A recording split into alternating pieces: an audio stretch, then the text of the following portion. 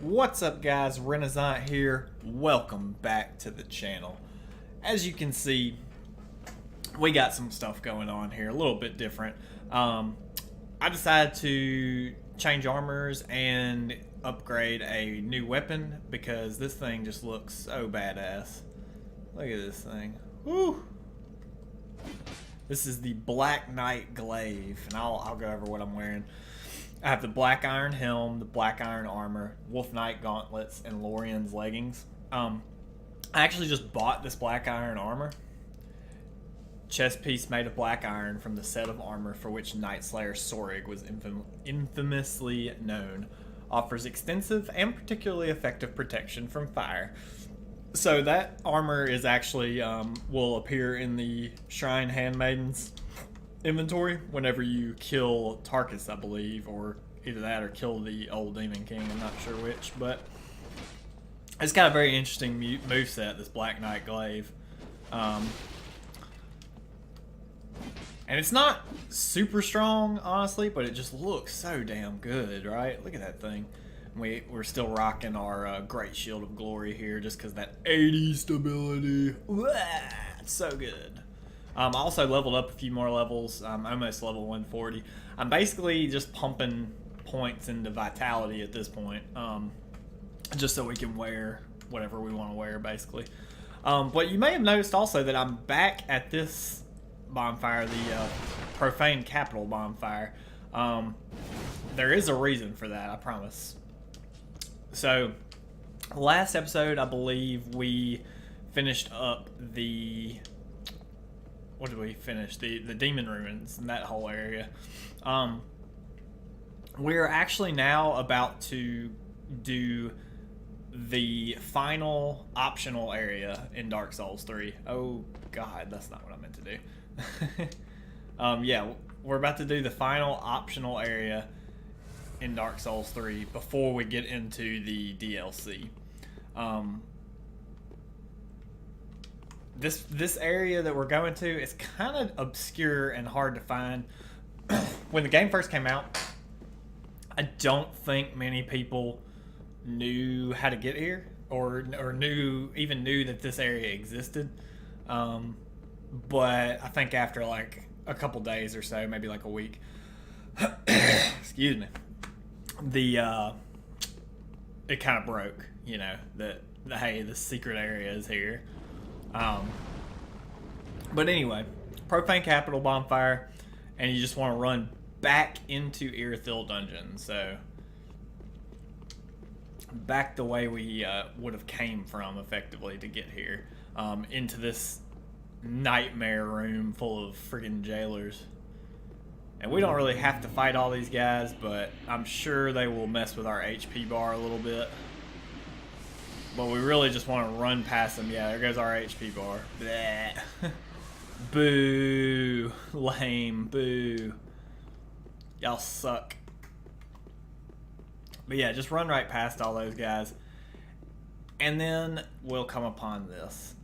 So, I believe if you go back to a previous episode, when we got to this area in Irithyll Dungeon, I specifically mentioned, you know, we'll be back here, or, you know, it's very interesting that these guys are all sitting like this. You know, they all kind of got their little Indian-style knees.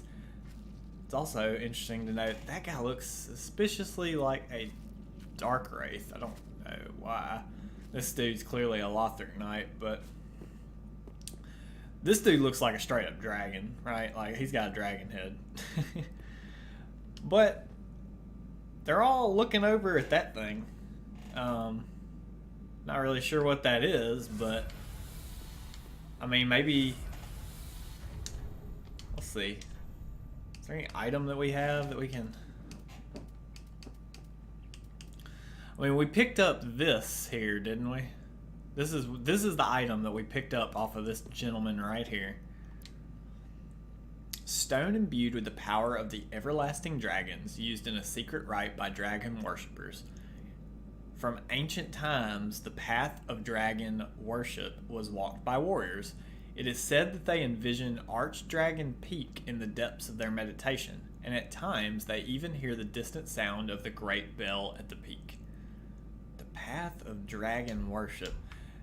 Remember when we went on our way to Champion Gundyr?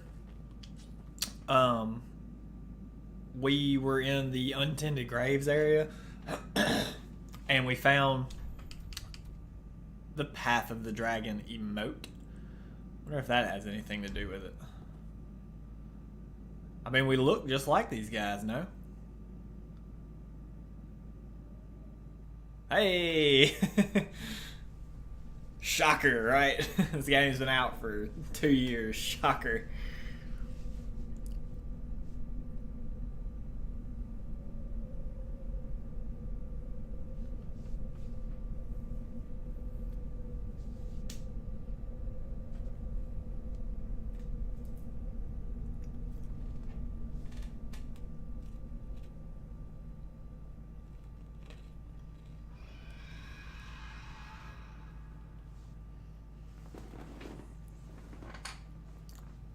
So you may have heard that screeching in the background. Wonder what that could be. And would you look at this? We're in a whole new freaking area. Huh? So yeah, FromSoft, a little cheeky that they did that, but it's not uncommon. They've had areas like that in previous games. The main thing that you should know is you have to remember items that you pick up in previous areas. So if you're just now exploring the Untended Graves, when you come in and you get that Path of the Dragon emote, the first thing that should come to your mind is not, oh, cool emote. It should be, what did this item say? You know, it's a Path of the Dragon, so you're thinking, like, what dragon items have I picked up? And you remember picking this up in Aerithil Dungeon. And so you go back and you check it out, and you're like, oh, the Path of Dragon worship. You know, it makes sense. Like, an average person could figure it out, but most people, when they're playing this game, they're not thinking about stuff like that, so it's not as straightforward or simplistic as it would appear. Unfortunately, but yeah, so we're gonna proceed forward, and it should give us a prompt of where we're at. Go right here and grab this soul item right here.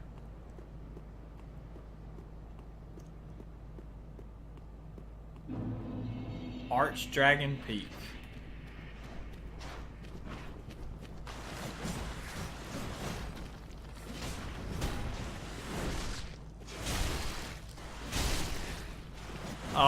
This thing would not be a 2-hitter.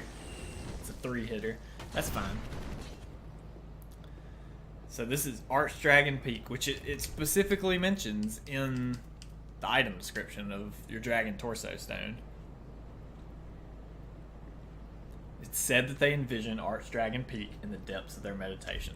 So these are your man serpent guys right here, your little snake people. They are clearly snakes. Some people say they're not, but that is a snake's head if I've ever seen one, right?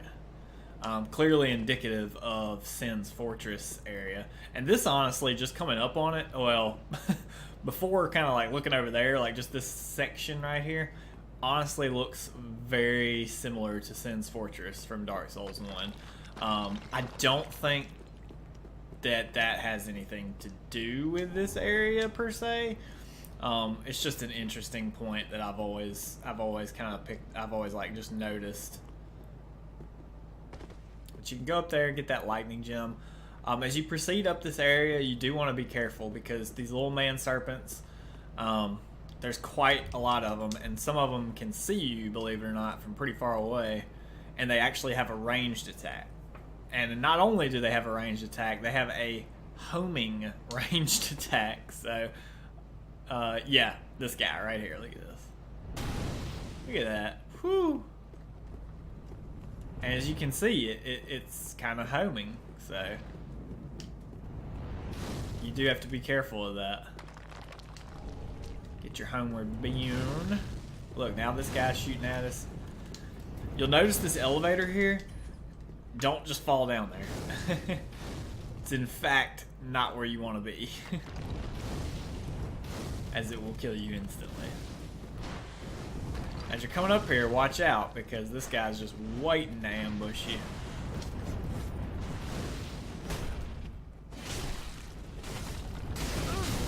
Ow.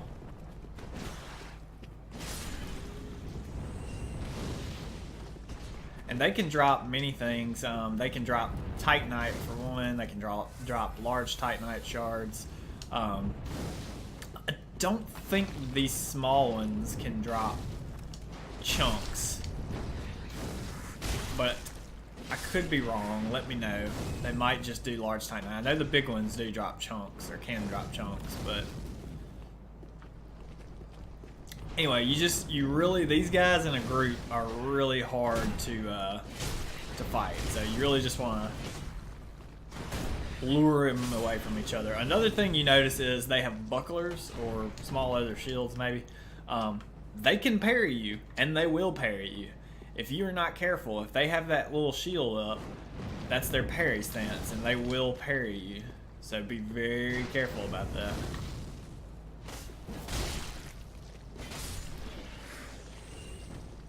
Thanks, friend. Ah, bonfire. Grab your ember.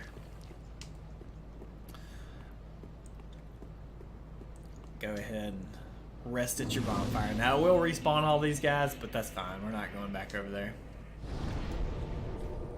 Archdragon Peak.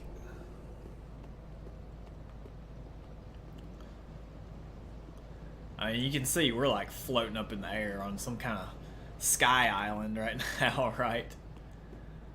Just go ahead and proceed up these stairs. Again, be wary not to aggro those guys over there. There's actually, on top of this little walkway right here, there's a big version of these guys, and they are very rough. Up to this point, they're probably, aside from the Puss of Men, they're probably the most annoying and most difficult enemies in the game.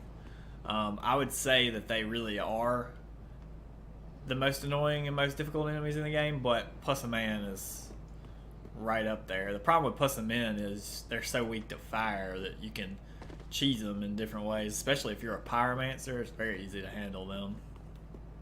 So come over here to this left side. This guy does not have a parry shield, so you don't have to worry about him, but the guys with the double knives are super, super aggressive, so just be aware of that. Get our lightning clutch ring. I believe that's our last clutch ring. I may be wrong, but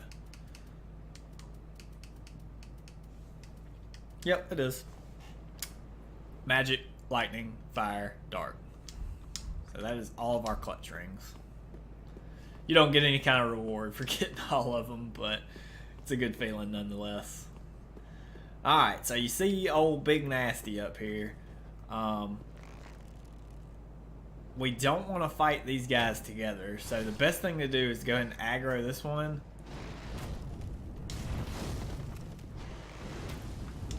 Oh, he still smoked us with that, but that's okay. Now we can get Big Easy over here. Now, like I said, this guy hits like a tank. I mean, as you can see. I wouldn't necessarily recommend blocking his attacks. Especially don't try to block that one. The best thing to do is to just dodge roll all his stuff, but if you hug him pretty tight here and just watch out for these big swings, there's not too much to worry about. One thing to note, as you can see right there, proof evidence, these guys, their biggest annoyance factor and why I put them above Puss of Men is they can clip. They clip through walls. And I don't mean just like, oh, sometimes they clip through walls. No, they can do it literally whenever they want. And there's plenty of instances later on where they will do just that, I'm sure. So, he dropped a shard, a large shard, but they actually do have a chance to drop chunks as well. So, if you want to farm chunks, this is the place to do it. And you can literally just keep spawning, resting at that bonfire there and fighting these guys. And I don't know, even maybe the small ones might be able to. I don't think they can. I think theirs is just shards and large shards, but the big ones is large shards and chunks, I know. So pull up in your gate here. And as you approach this area, be prepared, is all I'm going to say. You can also look around here. You see these interesting statues.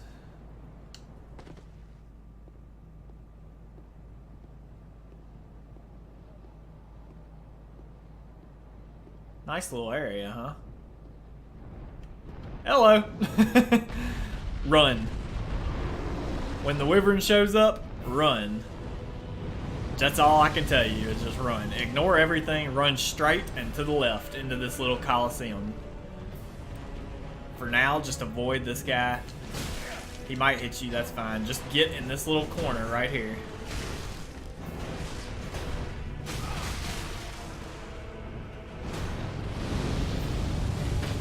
Oh!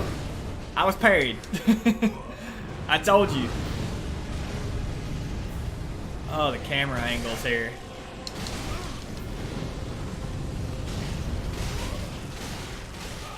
What is going on? I can't see anything.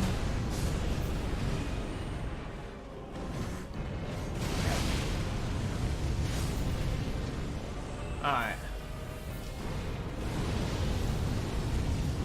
Bad camera angles aside here. Really, in this little spot, you just want to try to hammer away at these guys from the safety of this side of this room. If you're in the middle of that door, as you can see, our wyvern friend will just roast you into pieces. And yes, that is a wyvern. He is the boss of this area, believe it or not, or he is a boss of this area. The problem is, if you go and try to hit him, there's a lot of... Let me turn this music down, it's getting kind of loud.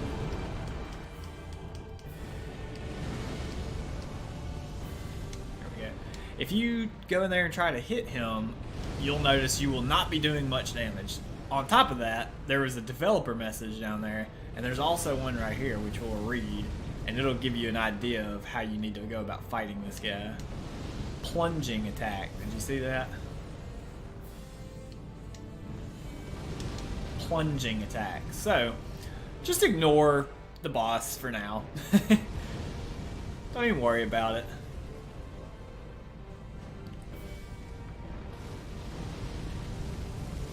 This guy should get roasted, yeah.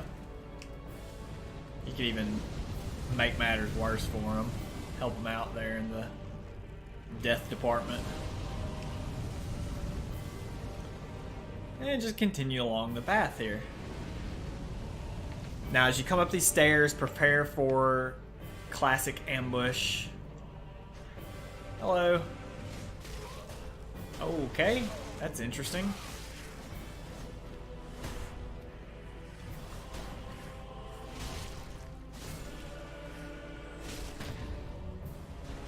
Oh my god, they're parrying me. Oh, even the double dagger guys can parry, apparently.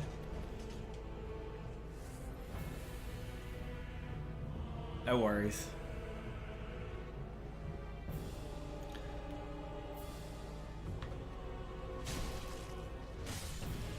Kill this guy.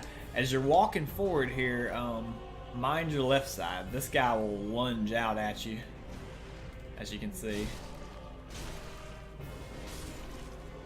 Handle him. Now this is a asshole part right here in the game. This is probably, in this game, probably one of the more challenging little spots to navigate. Don't go in there. We'll go in there eventually. As you continue forward here, try plunging attack. Yes, we get it. This big man will start coming down here. Now this is just my strategy. This is not a foolproof way to handle this. But I like to go ahead and aggro this guy. You see how his thing just clipped right through the wall? This is a tough enemy. Make no mistake about it. He hits like a tank. Oh! Please don't throw me off the mountain.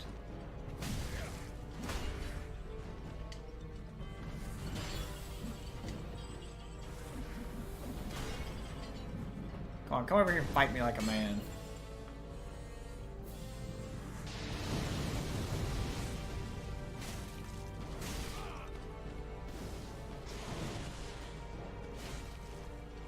Alright, he's dead. Now that he's dead, this part gets infinitely easier. Alternatively, you can just sprint across this bridge. The thing that makes this so annoying is that a-hole over there spitting fireballs out at you. And also note that as you're running over here, our dear wyvern friend will show up, pay us a visit. That's fine. At this point, you can just run past these guys and straight up onto this ladder right here. And you will make sure you have some health, because they can spit those fireballs at you and they will hurt. Wait for this fire to dissipate. And then just kind of traverse these little wood platforms here. Nothing serious. And we're just coming over here to grab this item. The wyvern shouldn't knock you off of this platform or this walkway. He should be too low, but you definitely want to come get that twinkling titanite. And you can see he's getting flustered down there, but you also notice all these developer messages, so this is kind of like a hint of where, you know, where you need to be to do this plunging attack they keep speaking of. Weakness, head, yes. Plunging attack. So there's his head right there, right? So literally just fall down and plunging attack him. Look at that, 78 or 8,200 damage. That's all you do.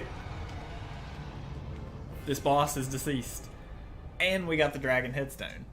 Now, give it a second, and you will be teleported.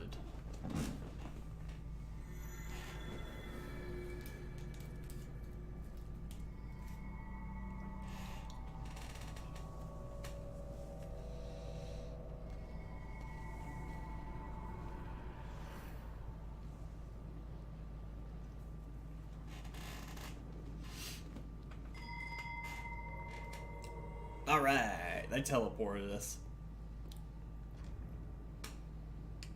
So first thing we want to do is check out this thing. So remember, we had the dragon torso stone, dragon headstone, stone imbued with the power of the everlasting dragons, used in a secret rite by dragon worshippers. Gain the head of a dragon and emit dragon breath, a transformation that is irreversible until death. Those who choose the path of the dragon strive for perfect imitation, and the dragon head rite is the first step in this grand process. So, obviously, all these man-serpent people were dragon worshippers, basically. That was their kind of claim to fame. But first, before we even go through this next area right here, so this is, and you can see all these dragon worshippers guys down here. You also see some more nasty man serpents. Go ahead and light this bonfire, because we actually want to go back to all the areas that we skipped before, right? So the Dragonkin Mausoleum. But for now, go back to Archdragon Peak.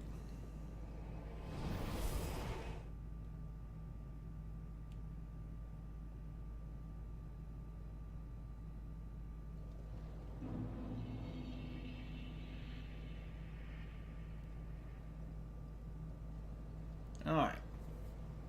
So, did we miss an item up here? Apparently we did. Let's go up there and get that. That means we have to fight Big Easy again, unfortunately.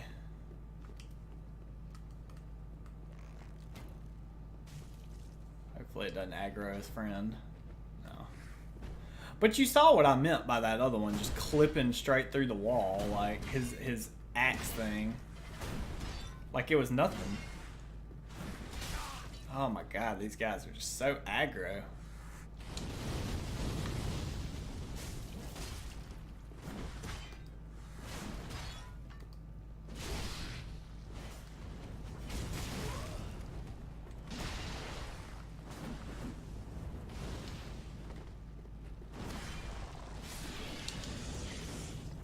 Die, friend.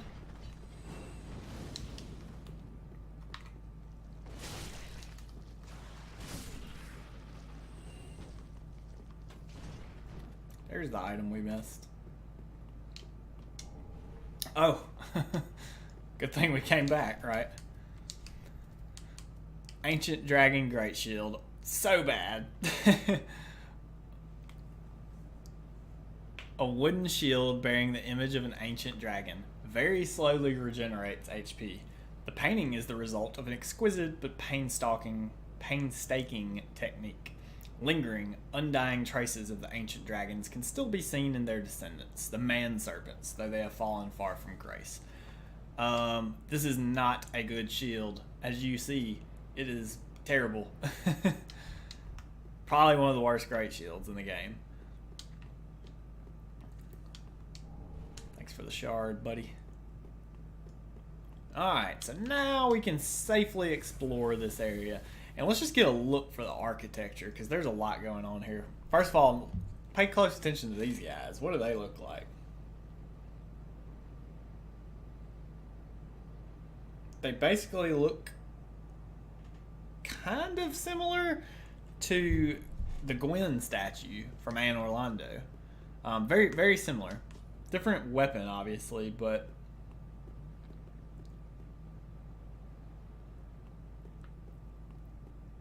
here's that developer message I was telling you about, right as you're running under the wyvern. Plunging attack! But doesn't this area look like they're worshiping... Are they worshiping dragons? Or are they worshiping this guy? And who is this guy? And you got dragons up there, so... But this guy's everywhere. Get your soul item, then you want to come down here. You'll notice all kinds of shinies down here. Get your ember. Some more embers. Some poo. A lot of people died right here, I guess, huh? Then what you want to do actually is come over here. We want to walk along this edge right here, because there's a very important item right here. The Ring of Steel Protection. Very good ring. In the DLC, you'll actually get a better version of this ring, but regardless, Ring of the Night King of Ancient Legend increases physical damage absorption. The Night King was said to be lined with steel on the inside, such that even the talons of mighty dragons did little harm. It's another ring from Dark Souls 1. I'm not 100% sure who the Night King is referring to.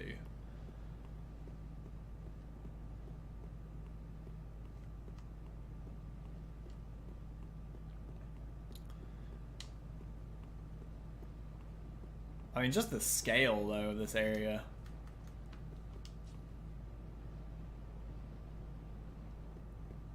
It's just really beautiful.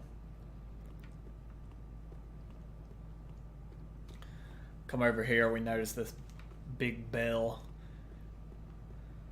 And if you recall, where is it? In our torso stone, it is said they envision Archdragon Peak in the depths of their meditation, and at times they even hear the distant sound of the great bell at the peak. Well, first of all, this is clearly not the peak. There's higher places we can go. Second of all, I wouldn't really classify this as a great bell. It's a big bell, no doubt. It's not really a great bell, though. So this is not the one that they're referring to. We will find the one that they're referring to. Here his sword spear got pummeled, as did he, fortunately.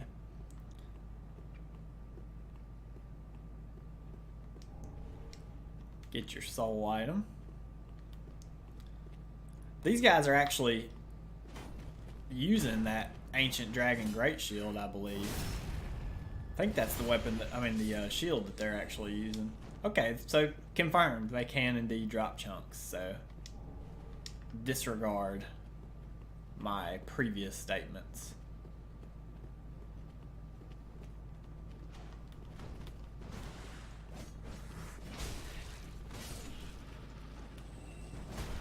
These guys are a lot easier to fight when your camera isn't being a dick.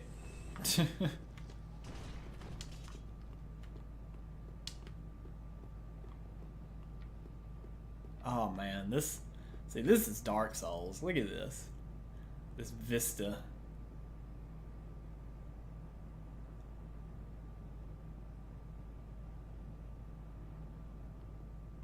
Such a interesting area, such a cool area.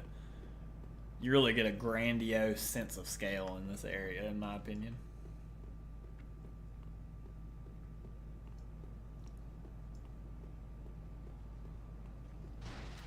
Yeah, we remember you, friend.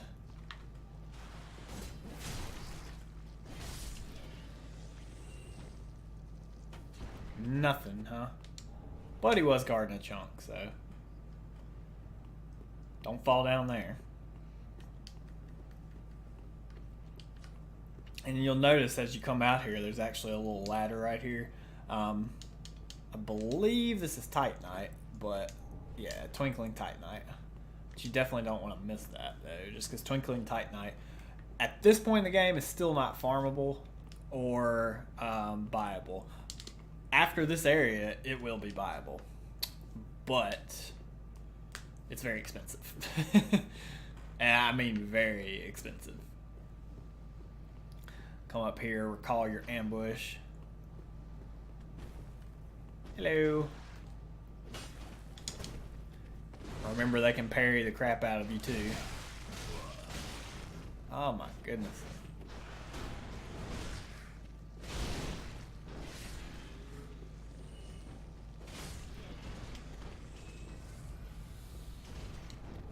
Great place to farm for Titanite, though, for large Titanite, and really for chunks too, if you want to fight the big guys. You know, you put your covetous gold serpent ring on and symbol of avarice, and you know, you got yourself time. Remember this guy? Oh, bro, you you went the wrong way. Alright, so ignore those jabronis for now. We can actually go this way.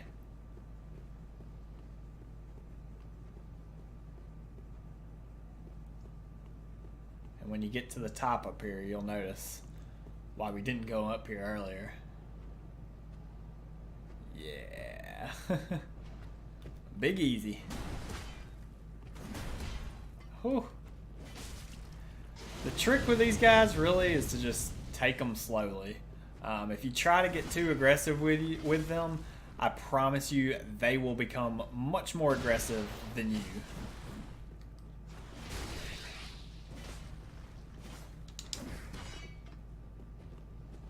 And just so you know, your attacks do more stamina damage to you than their attacks do. I know that's weird. Look at that clip through there. It's weird, but it's true. Like, it will use less of your stamina for you to block their attacks than for you to attack and miss.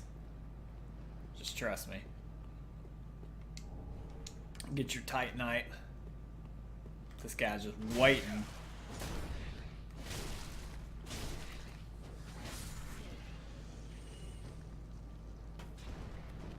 Friggin' man serpents, man.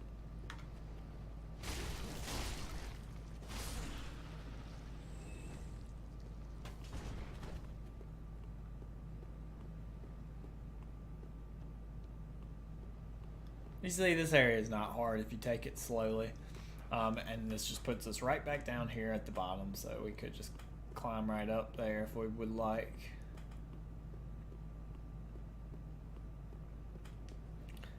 And you can kind of get a good little sense for this area. I mean, they're all this rubble and whatnot. Like the architecture of it, I guess. Very interesting, in my opinion.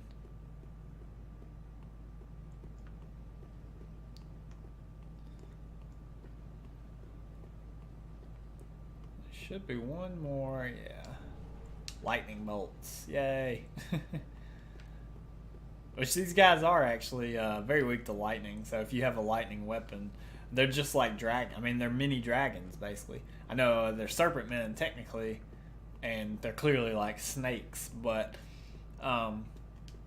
their whole like idea is to become, you know, like a dragon, so...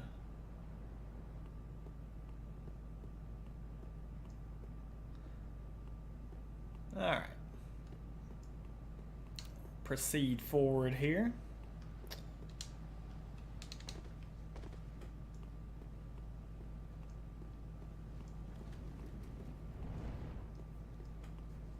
Come on.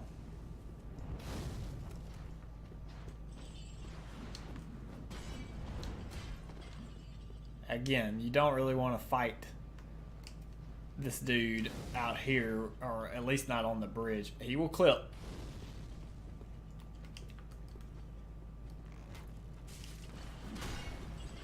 Whew. Come on.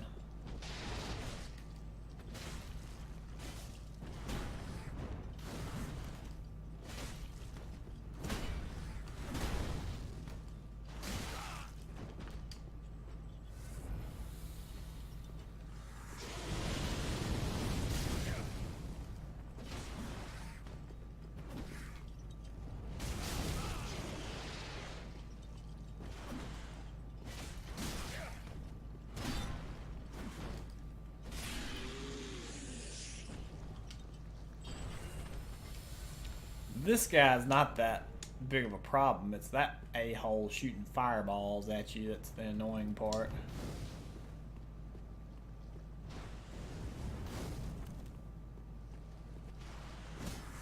Come on.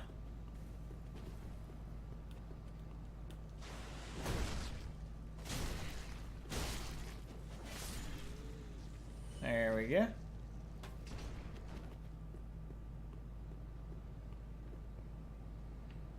You can see that is actually the entrance. It's cool that you can kind of see how you're traversing this area vertically.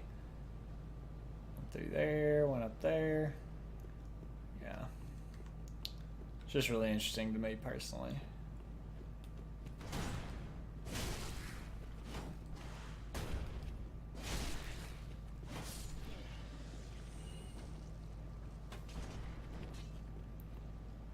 And of course, we've already been up there. But what makes this really interesting to me particularly is the fact that where we're about to come through is actually where the bonfire was that it teleported us to, only we'll be on a different side. So what you want to do up here is quickly, you heard that noise, you want to quickly sprint up here and go around. And you see this fine person. This is, if you play Dark Souls 1, it's clearly a Chandler. What it did when it rang that little bell was, yeah, spawned that guy. So this dude is actually an NPC. We will come back to him. Or it's not an NPC, excuse me. It's kind of like an NPC, but it's like a summoned, unnamed thing. We'll figure it out. This is the very beginning of Archdragon Peak. This is that elevator that I told you, you know, you can't just jump down because you'll die.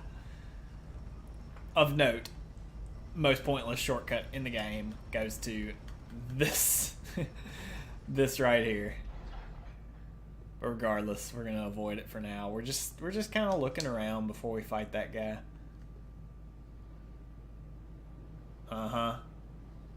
Uh-huh. Oh, they still got me.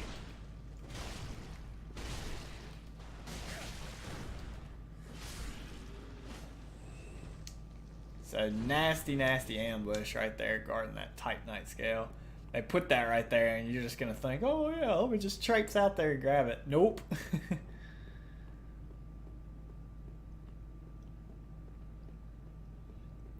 And we're just exploring the top part of this area. This is actually the way to proceed forward right here, so we're not going to go that way. We're going to wait till the next episode. But you'll see right here, you can see an item right there in the fence. And if you examine the Dragon Slayer Spear. So here's where we start getting some interesting lore on this area. Cross spear associated with Ornstein the Dragon Slayer, a weapon of the gods imbued with the strength of lightning. Two-handed thrust utilizes the support of the cross and requires great might, but can pierce deep into the flesh of dragons and send mere men flying. Very, very interesting. Ornstein was here? Maybe? Again, there will be some more lore in a little bit, probably in the next episode and maybe the one after that, of what this whole area kind of is and what it represents. But for now, see if we can sneak up on this guy. Probably not, huh?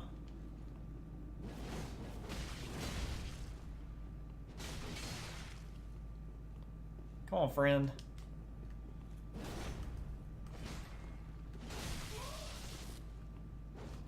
This is actually what is known as a Drake Knight.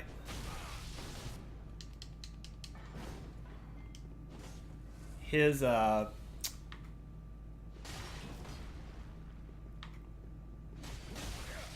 sword is actually, as you can see, it's doing different types of damage. We should get it right here. Yeah, the Drake Blood Greatsword.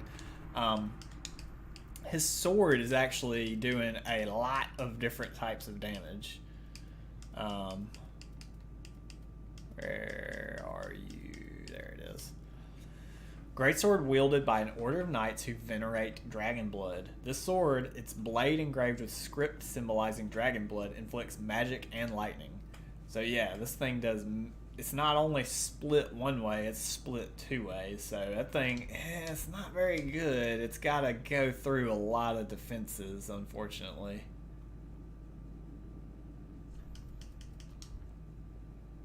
I mean, these guys are doing it. We may as well, you know. Hey! So, kind of a hint. I mean, they're sitting there doing it. They're clearly doing it to this thing, or not necessarily to this altar, but to this, what we can only assume is an ancient dragon. Calamity Ring, of course, you actually get from a DLC boss in Dark Souls 1 named Calamite, and he is in fact an ancient dragon. So, terrible ring, by the way.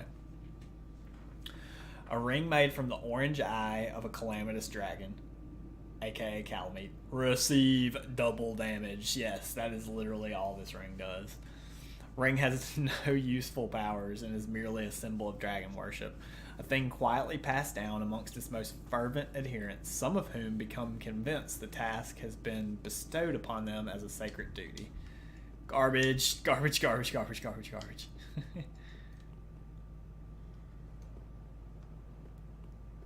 So we're just kind of going forward here. Notice when you come out here, watch out for this guy. Super annoying enemies, these guys.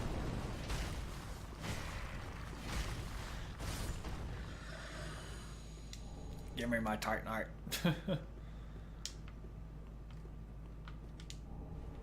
Give me my Titanite. But you can see this just leads you right back upstairs here. Now, if you drop down there, this is actually like the rafters or whatever that we were on before to when we did the plunging attack on the ancient wyvern. So you can just drop right back down. And I think there's one more. And we just came through there. There's just one more thing to show you, and that is right through here. You'll notice that it's our bonfire. So we're going to go ahead and rest there. That's going to do it for this episode, guys. If you enjoyed the video, please make sure to leave a like, comment, and as always, subscribe for me. We'll see you next time. Bye.